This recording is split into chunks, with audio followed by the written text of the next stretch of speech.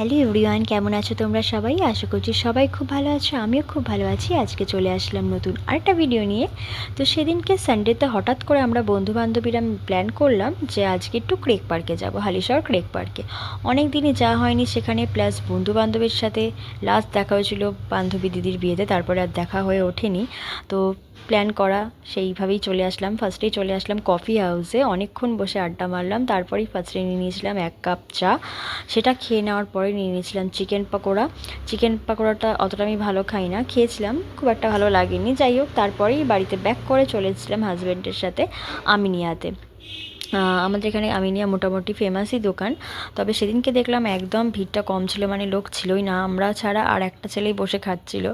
আর আমার হাজব্যান্ড নিয়ে নিয়েছিল এই যে চিকেনের একটা পিস দেখতে পাচ্ছ, মানে ফুল প্লেট চিকেন বিরিয়ানি নিয়েছিল। আর আমি যেহেতু চিকেন খাই না, তার জন্য আমাকে নিতে হয়েছিল আলু বিরিয়ানি, বাট হাফ প্লেট নিয়েছিলাম, যেহেতু অতটা আমি খেতে পারবো না, কোয়ান্টিটিটা তাই কম করেই নিয়েছিলাম। দেখো, চিকেনের পিসটাও মোটামুটি বড়োই ছিল, আর আলুর পিসগুলো খুব বড় করেই, মানে বড় দিয়েছিল।